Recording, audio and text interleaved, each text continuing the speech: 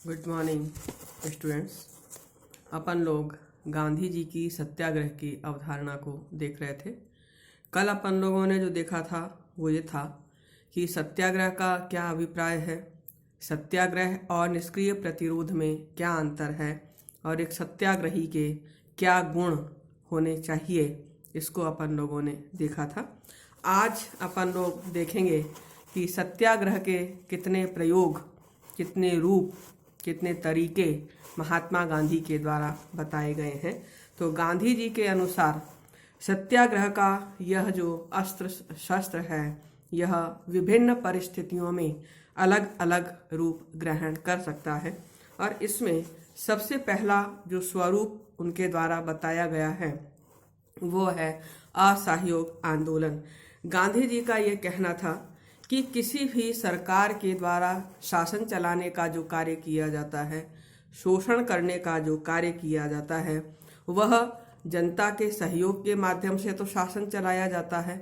और जब जनता उस शोषण को बर्दाश्त करती है, जनता उस अत्याचार को बर्दाश्त करती है, तभी किसी सरकार के द्वारा जनता के ऊपर वह शोषण और अत्याचार किया जा सकता है।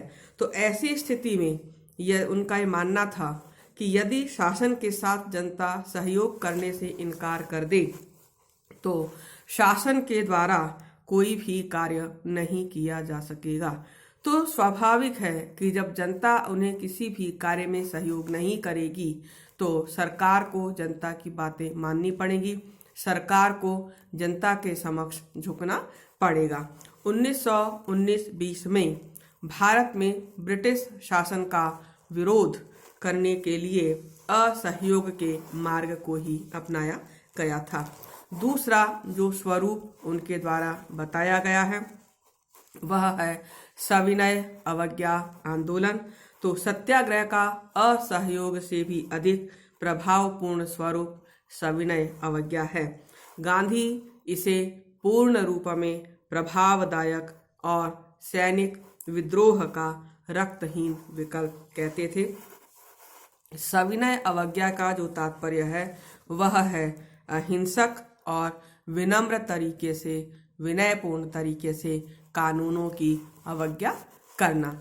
तो कानूनों का यह अवज्ञा, कानूनों की ये डिसओबीडियंस कहीं हिंसक स्वरूप को धारण न कर ले, इसके लिए उनका ये विचार था, उनका ये तर्क था कि सविनय अवज्ञा का प्रयोग जन साधारण के द्वारा नहीं अपितु कुछ चुने हुए विशेष व्यक्तियों के द्वारा किया जाना चाहिए और किन कानूनों का उल्लंघन किया जाए यह बात सत्याग्रहियों के द्वारा नहीं वरन नेता के द्वारा ही निश्चित की जानी चाहिए। 1931 में नमक आंदोलन के समय गांधी जी के द्वारा इसी शस्त्र का प्रयोग किया गया था। तीसरा जो स्वरूप गांधी जी के द्वारा बताया गया है सत्याग्रह का वह है हिजरत। दैट मीन्स आप अपने किसी स्थायी निवास स्थान को स्वैच्छिक रूप में छोड़ करके चले जाएं। तो यहाँ उनका ये कहना है कि जो व्यक्ति ये महसूस करते हैं कि ये उस जगह पर सम्मानजनक तरीके से नहीं रह पा रहे हैं, गरिमामय तरीके से नहीं रह पा रहे हैं, अपना आत्मसम्मान सुरक्षित नहीं रख पा रहे हैं, अपनी रक्षा के लिए वो अहिंसक साधन इस्तेमाल नहीं कर सकते हैं, तो ऐसी स्थिति में उन पीड़ित लोगों को हिजरत का प्रयोग करना चाहिए, उस स्थान को छोड़ करके चले जाना चाहिए। 1918 में बारडोली और 1939 में विट्ठलगढ़ और लिमडी की जनता को गांधी जी के द्वारा हिजरत का सुझाव दिया गया था। चौथा प्रयोग जो सत्याग्रह के संदर्भ में गांधी जी के द्वारा बताया गया है वह है अनशन, जिसका आजकल बड़े ही जबरदस्त रूप में और जब चाहे तब पब्लिक के द्वारा इसका प्रयोग किया जाने लगा है।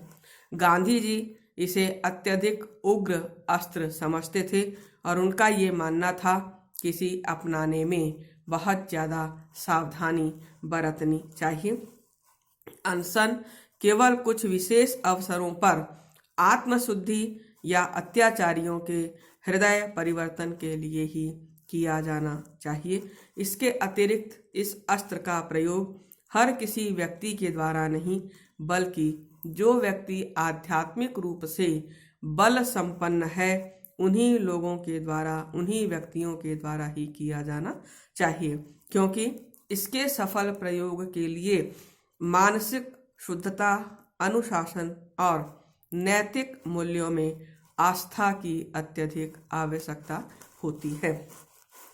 आखिरी जो तरीका सत्याग्रह के लिए गांधी जी के द्वारा बताया गया है वह है हड़ताल। हालांकि हड़ताल के संबंध में गांधी जी का जो विचार है वह समाजवादियों और साम्यवादियों से बिल्कुल अलग है। गांधी जी वर्ग संघर्ष की धारणा में विश्वास नहीं करते थे और उनके अनुसार हड़ताल आत्मशुद्धि के लिए किया जाने वाला एक स्वैच्छिक प्रयत्न है, जिसका लक्ष्य स्वयं कष्ट सहन करते हुए विरोधी का हृदय परिवर्तन करना है। गांधी जी के अनुसार हड़ताल करने वाले व्यक्तियों की मांगें बिल्कुल स्पष्ट होनी चाहिए और उचित होनी चाहिए। ऐसी स्थिति में हड़ताल का प्रयोग तभी किया जाना चाहिए जब कि वह वाजिब हो। ऐसे ही हर किसी छोटी छोटी मांग के ऊपर हड़ताल नहीं की जानी चाहिए। अब यहाँ पर गांधी जी के द्वारा न केवल आंतरिक क्षेत्र में बल्कि विदेशी आक्रमण की स्थिति में भी सत्याग्रह का सुझाव दिया गया है।